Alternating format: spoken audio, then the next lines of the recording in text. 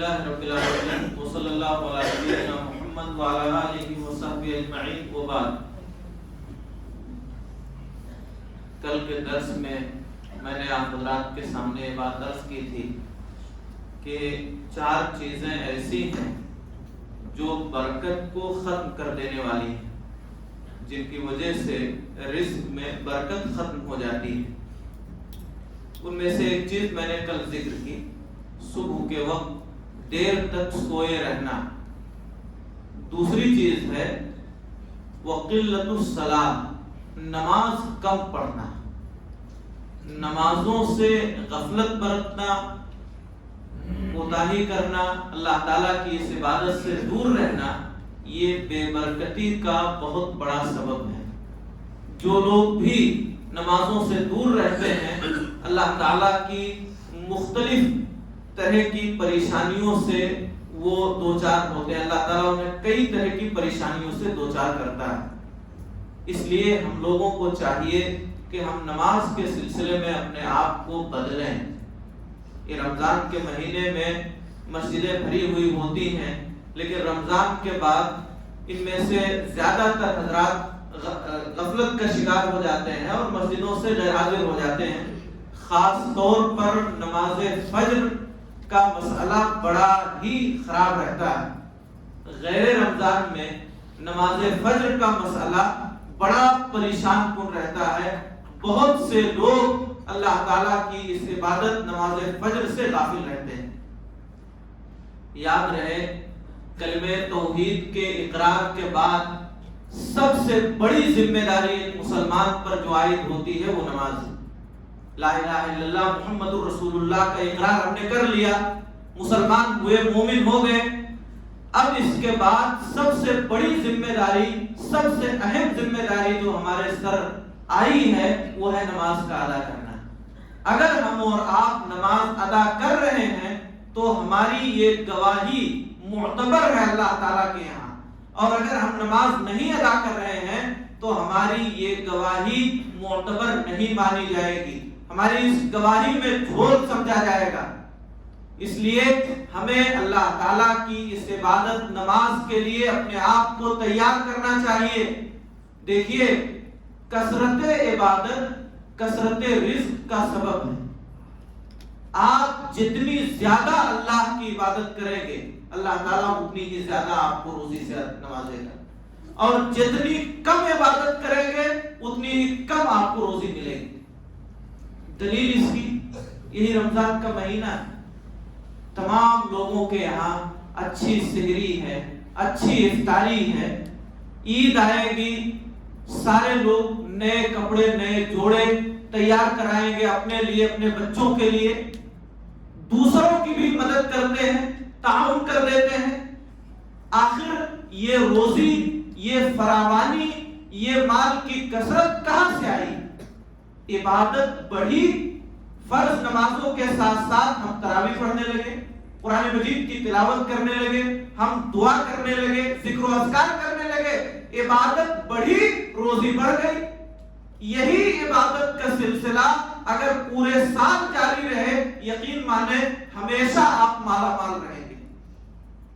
تو ہمیں اور آپ کو خاص طور پر نمازوں کے اہتمام کے سلسلے میں بڑا حساس رہنا چاہیے۔ بڑی کمی ہے، ہم سب کے یہاں کمی ہے، ہمارے یہاں، آپ کے یہاں، اکثر لوگوں کے یہاں نمازوں کے سلسلے میں بڑی کوتاہی پائی جاتی ہے۔ اچھا، اس کوتاہی کی ایک بنیادی وجہ یہ ہے کہ ہم اپنے سماج و معاشرے میں اور جو گنہگار ہیں ان کو ہم گنہگار سمجھتے ہیں، لیکن بے نمازی کو ہم گنہگار نہیں سمجھتے۔ اس وجہ سے بے نمازی بڑھتے رہتے ہیں۔ مثال کے طور پر اگر گاؤں میں کوئی آدمی شرابی نکل جائے، شراب پینے لگے، دوسروں کی چھوڑیے، گھر والے ہی اس کے قریب نہیں جاتے، ہم اس کے قریب نہیں جانا چاہتے، اس کو اپنے ہاں نہیں بلائیں گے، شادی اپنی بچی کی اس سے نہیں کریں، اس لیے کہ وہ شرابی ہے، بہت بڑا مجرم۔ کوئی آدمی کسی کو قتل کر دے، قاتل بہت بڑا مجرم ہے سماج و معاشرے کا۔ ایک آدمی اگر کسی کی بہن بیٹی کی عزت لوٹ لے، زناکاری و بدکاری کر لے، بہت بڑا مجرم ہے ہمارے سماج کا وہ۔ اگر کوئی چوری کر لے، ڈاکہ ڈال دے، اس کو ہم بہت بڑا مجرم سمجھتے ہیں. یہ ان سارے لوگوں کو ہم گنہگار سمجھتے ہیں، مجرم سمجھتے ہیں. لیکن یاد رہے ان سے بڑا مجرم بے نمازی ہے، ہم اس کو مجرم ہی نہیں سمجھتے. علامہ ابن قیم رحمہ اللہ کی کتاب ہے کتاب الصلاۃ، اس میں انہوں نے لکھا ہے کہ تمام مسلمانوں کا اس بات پر اتفاق ہے کہ جان بوجھ کر فرض نمازوں کو چھوڑنے والا، جان بوجھ کر بلا کسی عذر کے فرض نمازوں کو چھوڑنے والا قتل کرنے والے سے بڑا مجرم ہے، شراب پینے والے سے بڑا مجرم ہے، چور سے بڑا مجرم ہے، زناکار اور بدکار سے بڑا مجرم. آپ اندازہ کیجیے، بے نمازی شراب پینے والے سے بڑا مجرم ہے. ہم نے شرابی کو مجرم سمجھا لیکن بے نمازی کو مجرم نہیں سمجھا. ہم نے قتل کرنے والے کو مجرم سمجھا لیکن بے نمازی کو مجرم نہیں سمجھا. ہم نے زناکاری اور بدکاری کرنے والے کو مجرم سمجھا لیکن بے نمازی کو مجرم نہیں سمجھا. یہی وجہ ہے کہ بے نمازیوں کی تعداد آئے دن بڑھتی رہتی ہے. ہمارا بیٹا بے نمازی ہے، ہماری بیٹی بے نمازی ہے، ہمارے گھر میں بہو بیٹیاں ہیں وہ نمازوں سے دور رہ رہی ہیں، کبھی ہم انہیں کچھ نہیں کہتے. ہماری اسی جھوٹ کی وجہ سے بے نمازیوں کی تعداد بڑھتی جا رہی ہے اور اسی وجہ سے گھروں میں بے برکتی، دنیا بھر کی تکلیفیں آتی رہتی ہیں. اگر ہم چاہتے ہیں کہ ہم بے برکتی سے محفوظ رہیں، اگر ہم چاہتے ہیں کہ ہم بیماریوں سے محفوظ رہیں، اگر ہم چاہتے ہیں کہ ہم اللہ تعالیٰ کے عذاب اور اس کی بلاؤں اور پریشانیوں سے محفوظ رہیں تو ہمیں نمازوں کو پابندی سے ادا کرنا ہوگا، اپنے گھر میں نماز کو رواج دینا ہوگا. آپ صحابہ کرام کی تاریخ پڑھیے، صحابہ کرام رضوان اللہ علیہم اجمعین، ان میں سے بعض کے سلسلے میں آپ کو یہ ملے گا کہ وہ نماز پڑھنے کے لیے جا رہے تھے، رات کے اندھیرے میں کسی عورت کو پکڑ لی، ان سے زنا سرزد ہو گئی، توبہ کیا انہوں نے بعد میں. بسا اوقات ایسا بھی ملے گا کہ کسی صحابی نے شراب پی لیا، توبہ کیا، بعد میں انہوں نے توبہ کر لی. یعنی بعض گناہوں کا صدور صحابہ کرام سے ہوا ہے، انہوں نے توبہ کی، اللہ کے حضور اللہ سے معافی مانگی. لیکن پوری تاریخ صحابہ کرام کی آپ اٹھا کر کے دیکھ لیجئے، کہیں یہ نہیں ملے گا کہ کسی صحابی نے نماز چھوڑ دی.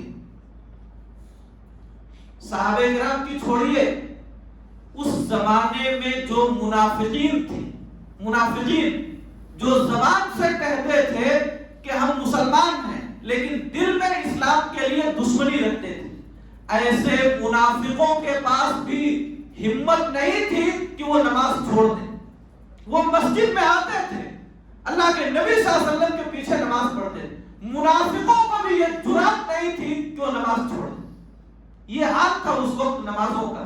اسی لیے کم ہونے کے باوجود، ہر اعتبار سے، مالی اعتبار سے کم، افراد کے اعتبار سے کم، ہر اعتبار سے کم ہونے کے باوجود پوری دنیا میں اسلام کا پرچم لہرا دیا. حضرات گرامی، اسی عبادت و بندگی کے بلبوتے اللہ سے مضبوط رشتہ کیا، اللہ نے مدد کی، جہاں گئے کامیاب ہوتے گئے.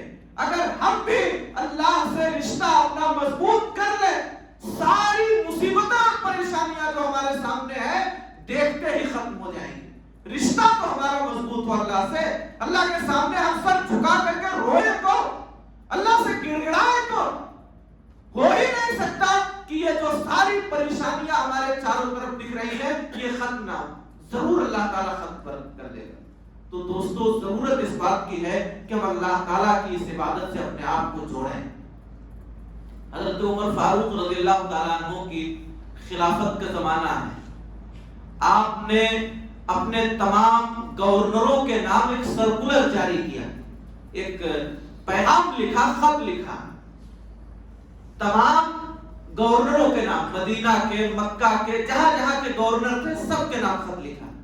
اس خط میں جو پہلی بات لکھی حضرت عمر فاروق رضی اللہ عنہ نے، دیکھیے کس قدر ان لوگوں کے ہاں نماز کی اہمیت تھی لکھا ان اہم امورکم عندی الصلاۃ، گورنروں میرے نزدیک تمہارا سب سے اہم کام نماز پڑھنا ہے۔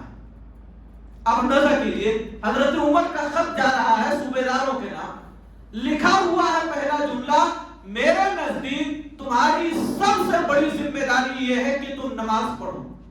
اگر تم نے نمازوں کو قائم کیا تو میں یہ سمجھوں گا کہ اور دیگر چیزوں کو تم قاعدے سے ادا کرنے والے ہو، اور جس شخص نے نماز کو قائم نہیں کیا، اللہ کا حق پورا نہیں کیا، وہ بندوں کے حقوق میں بھی کمی کرے گا۔ یہ نماز معیار ہے، نماز یہ معیار ہے۔ جو شخص نماز پڑھے گا اللہ کا حق ادا کرے گا، بندوں کے حقوق بھی ادا کرے گا، اور جو اللہ کا حق ادا نہیں کرے گا وہ بندوں کے حقوق بھی ادا نہیں کرے گا۔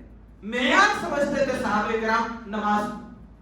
حضرات گرامی پڑھیے قرآن مجید، کس قدر وعید آئی ہے نماز کے سلسلے میں۔ فویل للمصلین الذین هم عن صلاتهم ساہون، تباہی و بربادی ہے نماز پڑھنے والوں کے لیے۔ ویل کا معنی تباہی، بربادی، جہنم کا ایک گڑھا۔ تباہی و بربادی ہے کس کے لیے؟ نماز پڑھنے والوں کے لیے، جو نمازوں میں سستی برتتے ہیں۔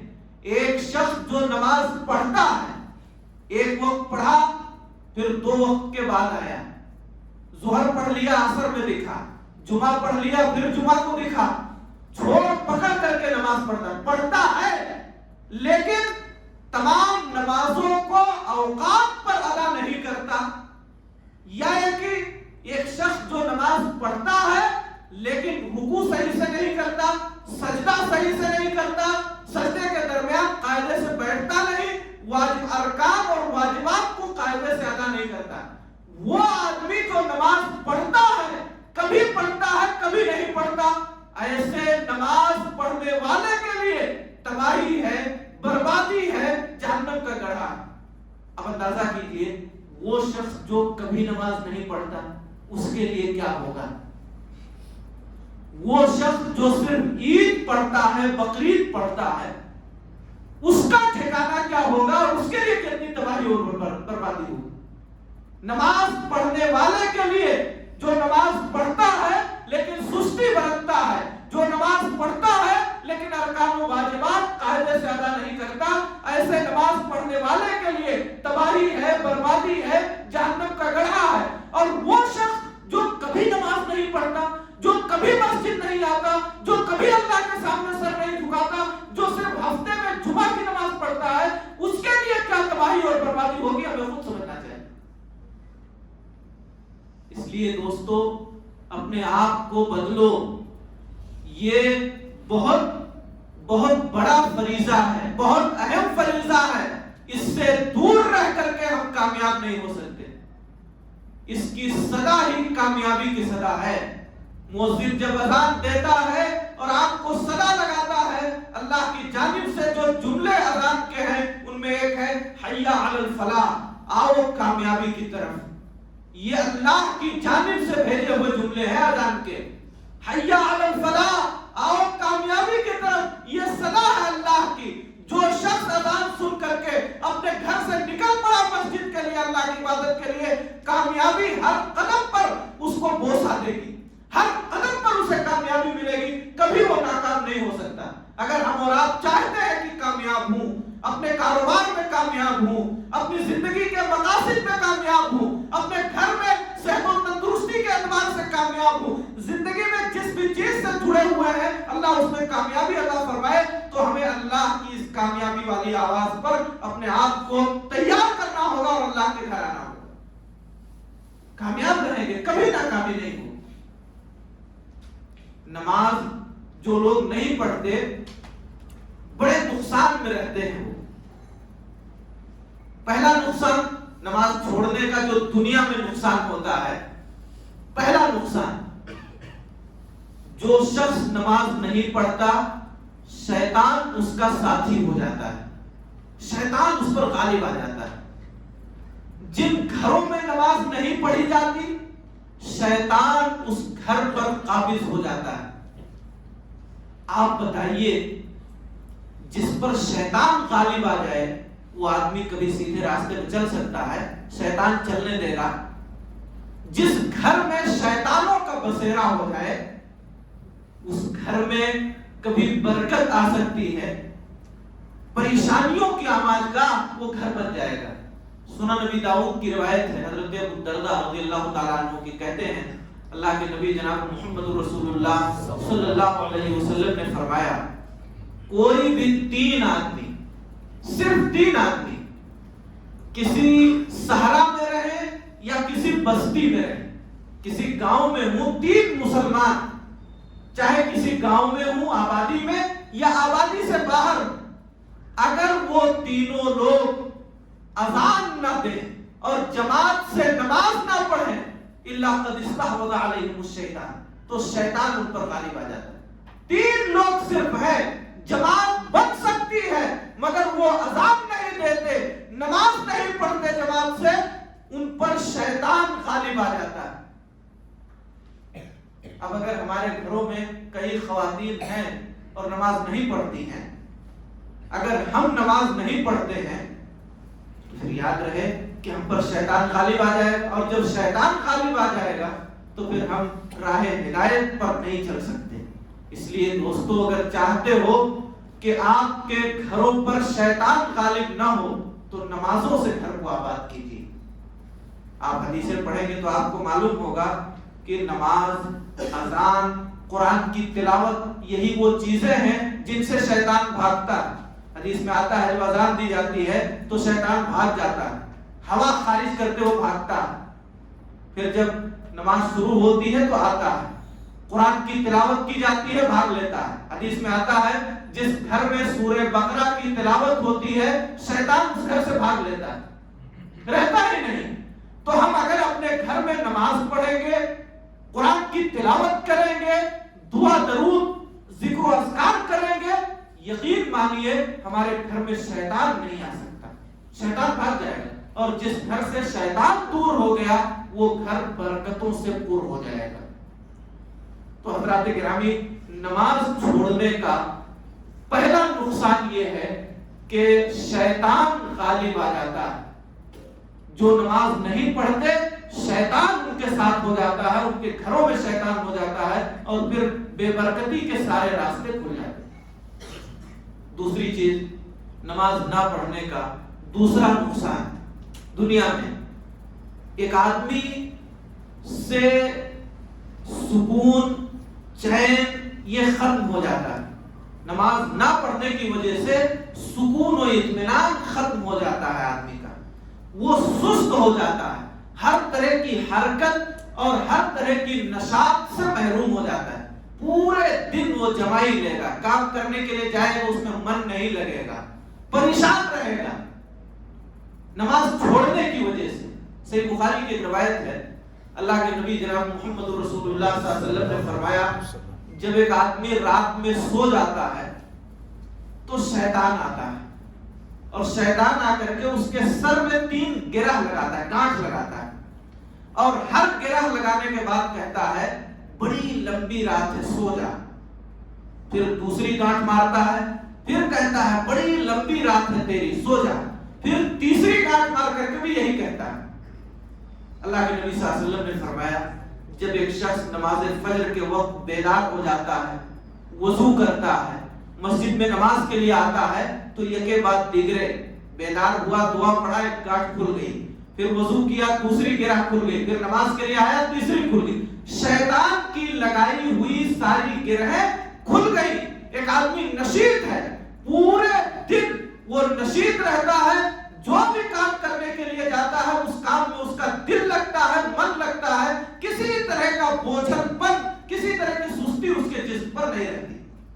اور اگر ایک شخص نماز فجر پڑھے بغیر سویا رہا، دن چڑھے اٹھا ہے، جب سورج نکل آیا، نبی صلی اللہ علیہ وسلم فرماتے ہیں وَإِلَّا أَصْبَحَ خَبِيثَ النَّفْسِ كَسْلَانٍ، اس نے نماز نہیں پڑھی تو صبح اٹھتا ہے بڑی بوجھل طبیعت والا ہو کر کے، سست رہتا ہے، انگڑائی لیتا ہے، کام کے لیے جاتا ہے من نہیں لگتا، کبھی بیٹھتا ہے کبھی اٹھتا ہے، ساری حرکت ساری نشاط اس کی ختم ہو جاتی۔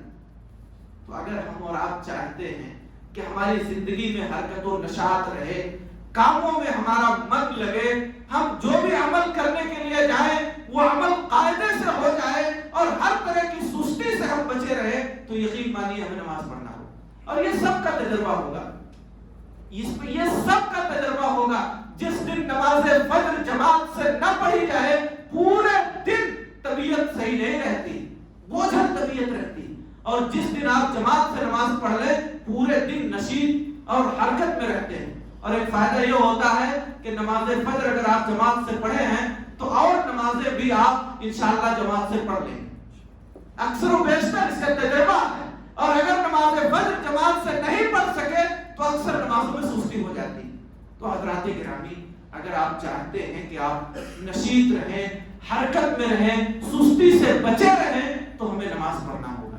یہ سارے نقصانات، شاید ٹائم ہو گیا، بہرحال انشاءاللہ میں ایک دو روز تک اسی نماز کے موضوع بولوں گا حضرات کے درمیان، نماز کے نقصانات کیا ہیں، اس لیے کہ نمازوں میں بڑی سستی اور کوتاہی ہے۔ ہم سب سے خاص طور پر رمضان کے علاوہ میں مسجدوں کی حالت بڑی خراب رہتی ہے۔ یہ جو نمازی رمضان والے ہیں ایک مہینہ تک پوری تیاری سے آتے ہیں، نماز پڑھتے ہیں، ایک مہینہ پڑھنے کے بعد بھی پتہ نہیں کیسے ان کی عادت پھر خراب ہو جاتی ہے۔ رمضان کے بعد ایک مہینہ تک جو مستقل نمازیں پڑھا ہے، پھر اسے نماز سے محبت کیوں نہیں ہوتی؟ آپ 2 دن کوئی کام کرتے ہیں، 4 دن مدرسے میں جاتے ہیں، مدرسے سے محبت آپ کو ہو گئی، 2-4 دن کوئی عمل کر لیا، اس عمل سے محبت ہو گئی، 4 دن موبائل دیکھ لیا، موبائل سے محبت ہو گئی، بنا موبائل کے آپ رہ نہیں پاتے ہیں۔ پورا مہینہ آپ نے 5 وقت کی نماز پڑھی ہے، تراویح بھی پڑھا ہے، وتر بھی پڑھا ہے، پھر بھی آپ کو نماز سے محبت کیوں نہیں ہو رہی ہے؟ یہ ایک افسوسناک صورتحال ہے۔ اللہ تعالیٰ سے دعا ہے بارے ہم تمام لوگوں کو 5 وقتہ نمازیں باجماعت ادا کرنے کی توفیق عطا فرمائے۔ اے اللہ نماز کے سلسلے میں ہم سے جو کمی کوتاہی ہے اسے دور فرما دے۔ اے اللہ ہماری غفلت اور سستی کو معاف فرما دے، ہمیں اپنی اس عبادت و بندگی سے جڑنے کی توفیق عطا فرما۔ نمازوں کے پڑھنے سے جو فوائد اور برکات ہیں اے اللہ تو انہیں ہمیں عطا فرما۔ اے اللہ نماز چھوڑنے کے جو نقصانات ہیں ان سے ہمیں محفوظ فرما لے۔